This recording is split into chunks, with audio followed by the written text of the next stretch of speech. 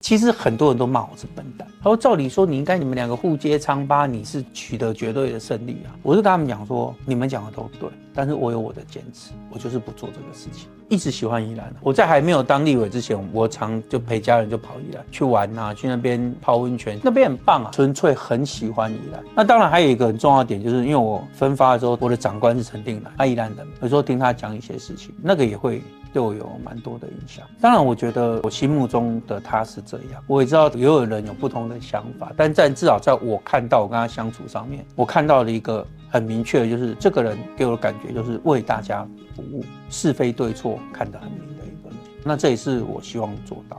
那我以前我就很欣赏他，所以对宜兰有不一样的感情在。那以前又常常去，所以我后来到不分区的时候，他们希望我们找一个地方，那我就跟家人说，宜兰不要跟我抢，我要去宜兰。但是当时也没有想到有一天会去那边参选。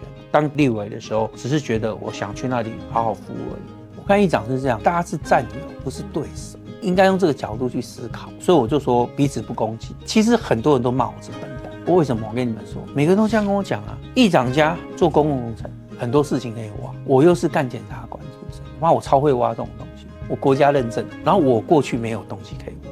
然后照理说，你们两个互揭疮疤，你是取得绝对的胜利啊。很多人都说我笨啊，然后你这个小白兔，你这个佛系打法，我就跟他们讲说，你们讲的都对，但是我有我的坚持，我就是不做这个事情。不然你们知道干检察官的怎么不会去挖？我们超会挖，调什么资料我也很清楚，哪里有公开资讯可以看我也知道。问题是我不想做这个事，我有我的坚持，而且我也有信心，他来挖我挖不到东西，但是我还是坚持不这么做。我跟他以前是不认识，但后来这样跑几年就认识。我一直说我的逻辑，选举是选贤与能，而不是互泼脏水。但是我们选举文化是在这30年才整个劣化。30、40年前的选举不是这样的。以前选举就会搭宣传车跑，两个竞选人宣传车遇到了还会说，哎，祝你平安，这样都还是很客气。这30年其实整个国家的选举文化整个劣质化，互泼脏水、扒粪啊，制造假新闻。你像之前侯友宜遇到那个新北卫药案一样，整个把他的民调打趴，后来就是一场乌龙。现在选举整个变成这样，但我不想走成那样的选举，那不是我心目中的民主，所以我对于这个是很坚持。那因为我不是靠政治为生的人，我还是有其他的选项，我去当律师，我去当法务长，我去当检察官，我很多工作可以做，我不需要去违背自己的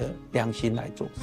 所以我认为选举是选贤与能，而不是互泼脏水。但是我会做政策的辩论。很多人说啊，你不是说你不泼脏水，你为什么要质疑他什么？我这质疑不是政策的辩论吗？譬如说我问你，财划法过了，宜兰多128亿，你为什么不支持？这是政策的辩论，这不是泼脏水。这个我觉得可以。但是你要是说讲一些很没有，我觉得那就没意思啊。所以我是蛮希望说，如果是由我出来，那跟民进党的那个林律师我们两个竞选的话，我是希望我们可以一直维持这样的路走，这样走下去的。